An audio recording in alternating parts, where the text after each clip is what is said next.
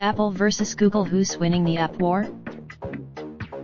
Picking a smartphone to accompany you through life isn't just about choosing between iOS and Android, it's also about deciding which apps you're going to pick for your emails, your driving directions, your music, and so on.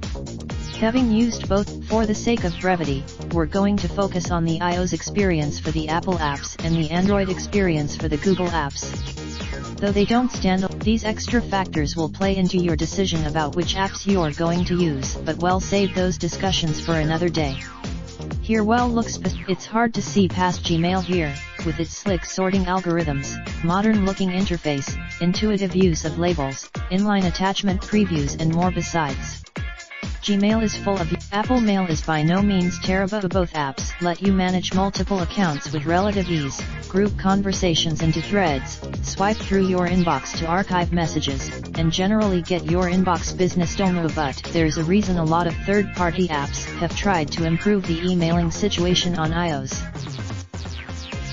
From scheduling emails to go at a certain time to snoozing conversations until later, Gmail has more features, as well as implementing most of the basics, such as adding attachments in a smarter way. Plus, the winner is Gmail. All joking aside, Apple Maps is getting better than it used to. It's getting Street View in September, but that 7-year head start Google Maps has had is still showing. It has quite an aesthetically there's not much to choose between. The twa greens and blues and browns abound on there, both fast to load and responsive. It's difficult for Google Maps is better at recommending new places and surfacing extras like warnings of traffic on your commute to work because it knows more about you, and also lets you leave reviews, photos, and ratings of the places you visit, which may or may not be important to you. This head-to-head is, and the winner is Google Maps. Apple Music has the distinction of being the only Apple app for Android besides the move to iOS app. And after a few YouTube Music is very much a work in progress, with Google Play Music slowly getting pushed out. While it's good enough, it's the Google Maps and Apple Maps comparison, but flipped. Apple has much more experience and expertise in building music apps and working with digital music libraries, and it shows. From the design and the winner is Apple Music, Apple Safari versus Google Chrome. We have to confess to having a slight preference for Chrome over Safari on the desktop, just because of the way it looks and works, and how everything is tab-based. It feels more on mobile, those interface differences matter much less, which means Safari ends up being our favorite on a smaller screen.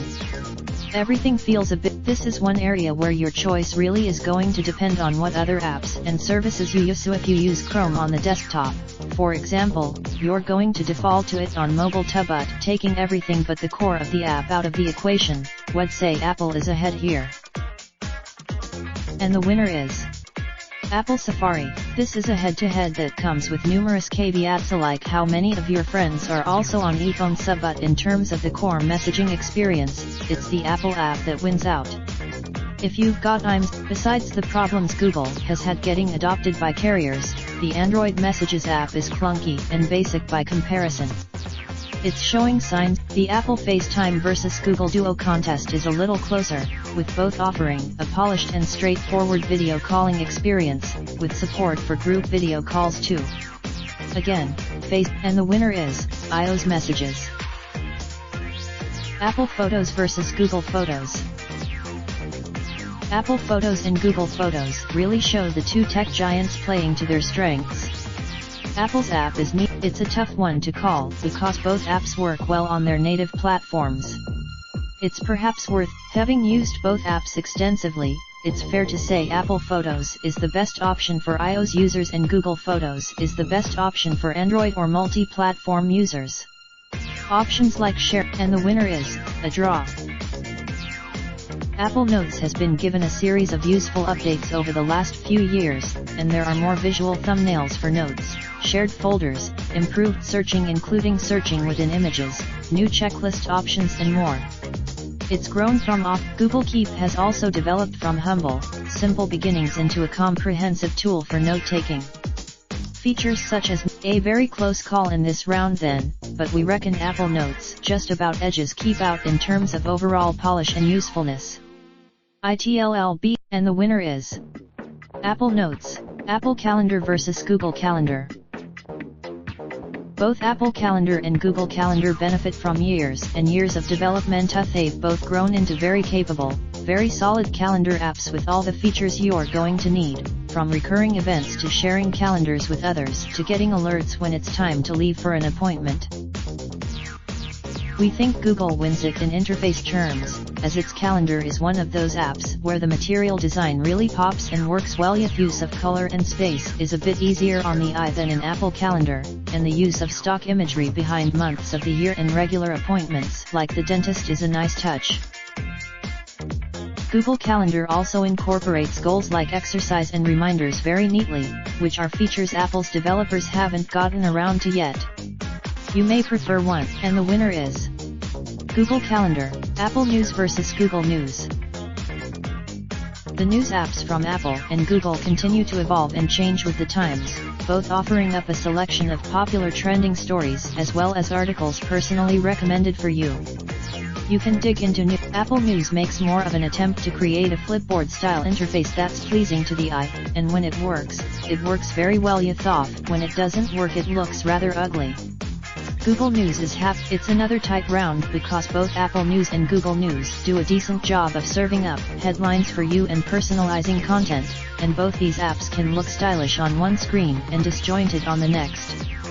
We have a slight prep, and the winner is Google News, and the rest.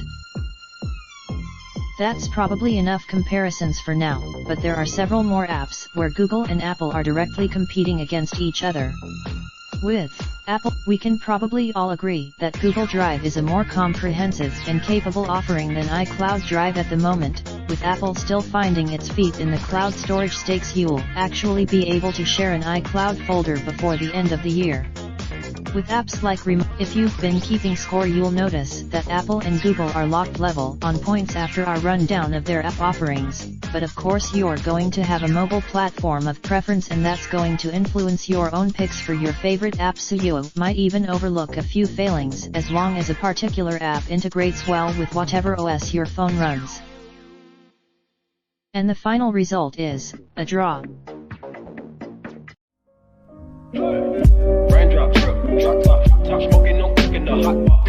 Fucking on your bitch, yeah, that. Looking up, open the park pot.